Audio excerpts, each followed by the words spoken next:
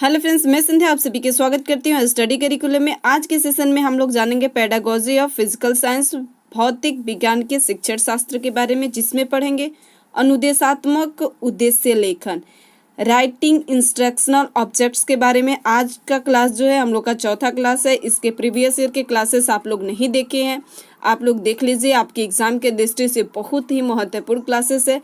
अभी तक हमने 3 क्लासेस कर चुके हैं। आप लोग जाइए प्लेलिस्ट में, उसका लिंक मिल जाएगा, वहाँ से आप लोग देख लीजिएगा।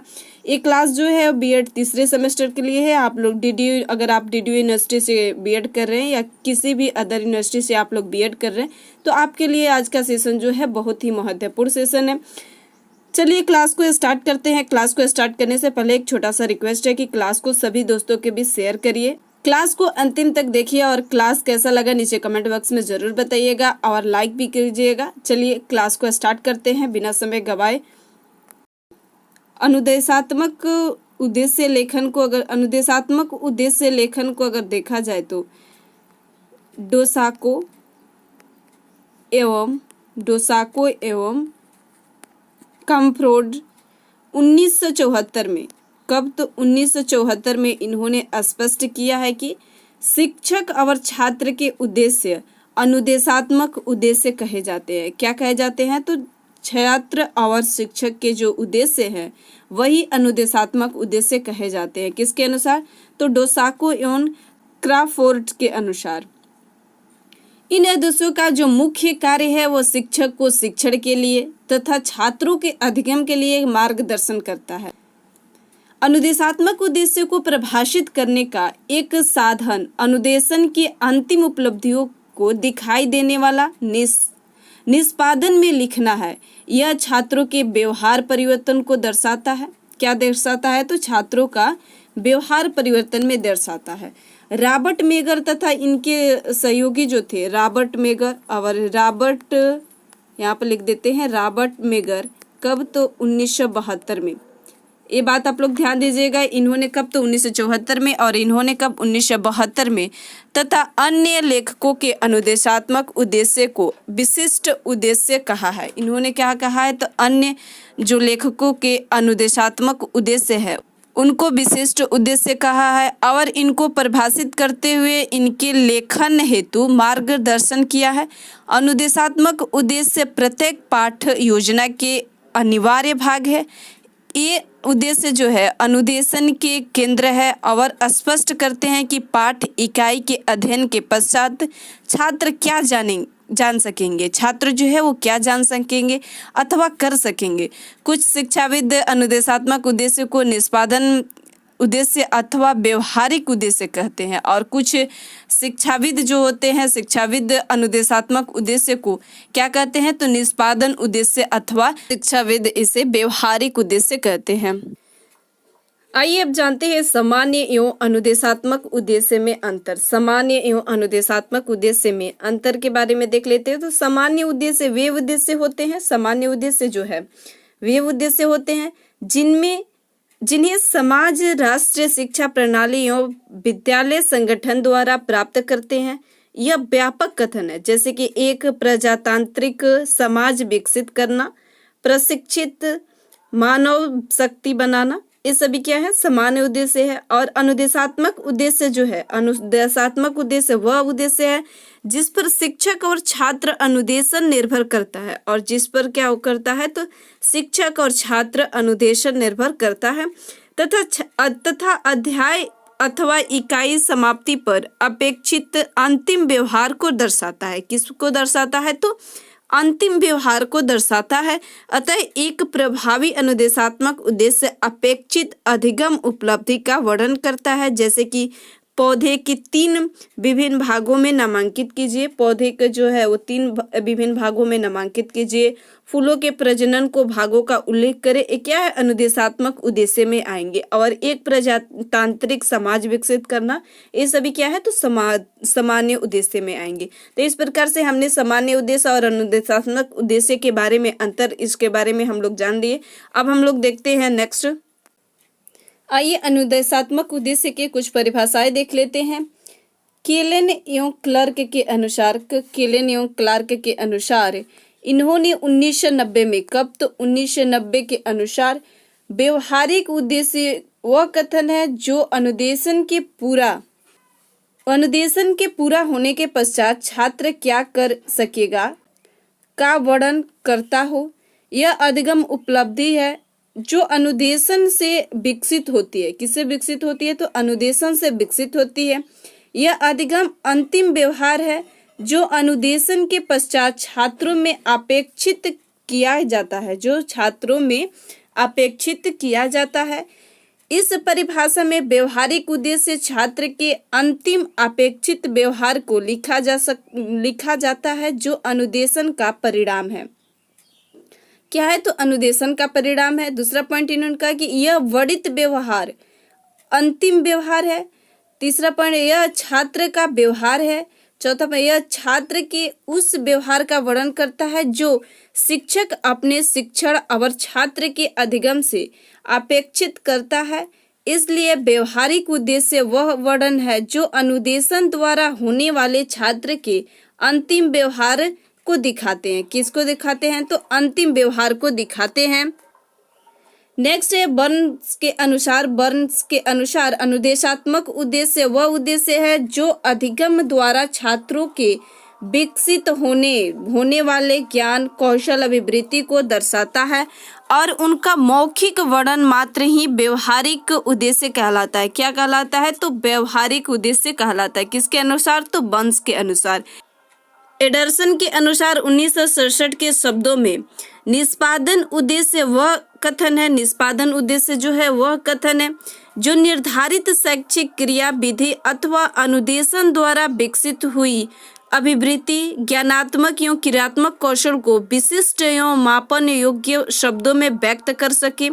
संक्षिप्त में यह कहा जा सकता है कि विशिष्ट निष्पादन उद्देश्य शिक्षक की वह आशा है जिन्हें वह शिक्षण द्वारा विकसित कर सकेंगे। तो विकसित कर सकेंगे। किसके द्वारा? तो एडरसन के द्वारा। टेनर ने 1972 के अनुसार व्यवहारिक उद्देश्य एक अभिप्राय है जिसे कथन द्वारा प्रस्तुत किया जाता है। यह कथन छात्रों के स्वाभाविक या अपेक्षित व्यवहारगत परिवर्तन का वर्णन है।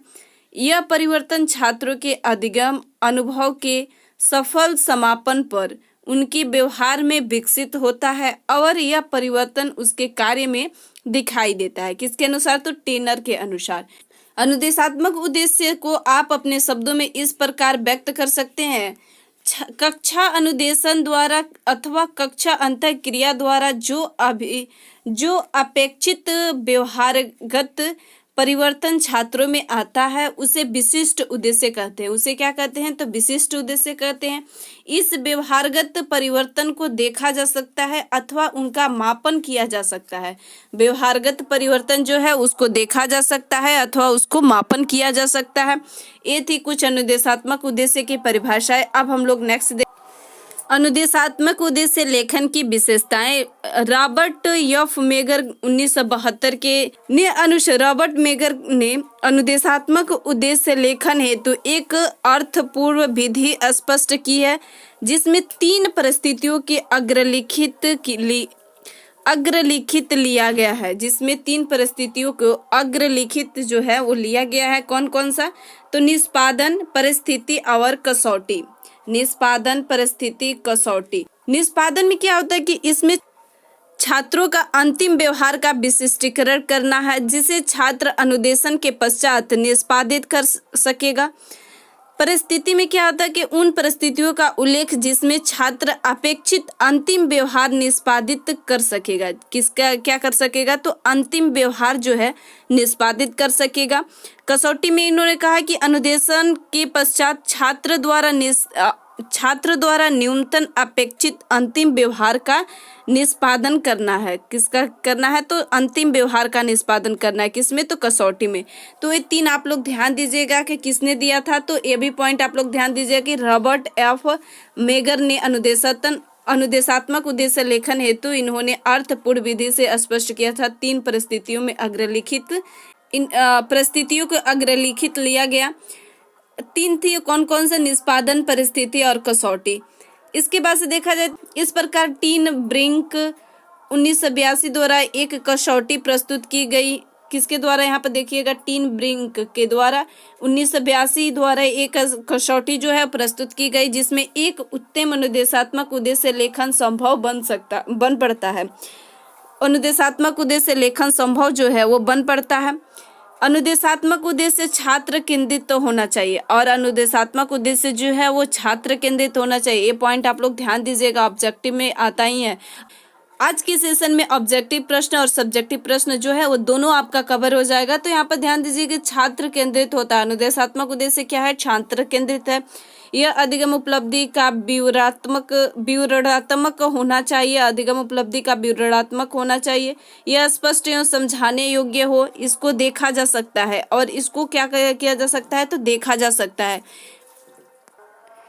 ये था अनुदेशात्मक उद्देश्य लेखन की विशेषताएं। क्या था, तो लेखन की विशेषताएं था, अनुदेशात्मक उद्देश्य लेखन की विशेषताएं था। अब हम लोग देखते हैं अनुदेशात्मक उद्देश्य के कार्य, फंक्शन ऑफ इंस्ट्रक्शनल ऑब्जेक्टिव्स। अनुदेशात्मक उद्देश्य के कुछ महत्वपूर्ण कार्य जो है यहाँ पर निम्नलिखित प्रकार से दिए गए हैं। अनुदेशात्मक उद्देश्य उस छात्र व्यवहार को स्पष्ट करता है जो निर्धारित विषय वस्तु अथवा पाठ्यचर्या सामग्री के अनुरूप होता है। किसके अनुरूप होता है, तो पाठ्यचर्या सामग्री के अनुरूप होता है। अनुदेशात्मक उद्देश्य अधिगम क्रियाओं के चयन हेतु एक कसौटी देते हैं। किसके, तो अनुदेशात्मक उद्देश्य जो है अधिगम क्रियाओं के चयन हेतु एक कसौटी देते हैं।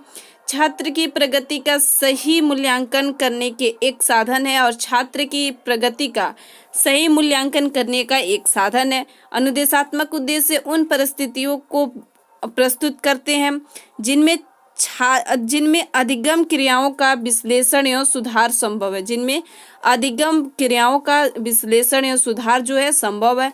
अनुदेशात्मक उद्देश्य द्वारा अभिक्रमित अधिगम सामग्री विकसित करना संभव हुआ है। अनुदेशात्मक उद्देश्य द्वारा ही अभिक्रमिक अधिगम सामग्री जो विकसित करना संभव हुआ है। अनुदेशात्मक उद्देश्य से विषय वस्तु को एक क्रमबद्धता में संगठित करना अथवा अनुदेशन रणनीति चयन संभव है, और विषय वस्तु के एक क्रमबद्ध में संगठित करना तथा इसके अनुदेशन रणनीति चयन करना भी संभव हुआ है। किसके अनुसार, तो अनुदेशात्मक उद्देश्य के अनुसार। ये पॉइंट भी आप लोग ध्यान दीजिएगा। अनुदेशात्मक उद्देश्य पाठ योजना तथा परीक्षा प्रश्न बनाने में सहायक होता है, और किस में भी सहायक होता है, तो पाठ योजना में भी सहायक होता है, परीक्षा प्रश्न के बनाने में भी सहायक होता है। अनुदेशात्मक उद्देश्य जो है कंप्यूटर अनुदेशन में सहायक होता है और कंप्यूटर अनुदेशन में भी सहायक होता है। अनुदेशात्मक उद्देश्य को अनुदेशात्मक उद्देश्य को श्रेणीबद्ध करना संभव है, जिससे अधिगम एक क्रम में व्यवस्थित किया जा सकता है। क्रम श्रेणीबद्ध इसको किया जा सकता है, जिसके लिए एक क्रम में इसको व्यवस्थित किया जा सकता है। किसके अनुसार, तो अनुदेशात्मक उद्देश्य के ही अनुदेशात्मक उद्देश्य के ही अनुसार। अनुदेशात्मक उद्देश्य निष्पादन मूल्यांकन में सहायक है। अनुदेशात्मक उद्देश्य जो है वो निष्पादन मूल्यांकन में भी सहायक है। किसमें सहायक है, तो निष्पादन मूल्यांकन में भी सहायक है। अनुदेशात्मक उद्देश्य शिक्षण एवं अधिगम में अस्पष्टता दूर करते हैं।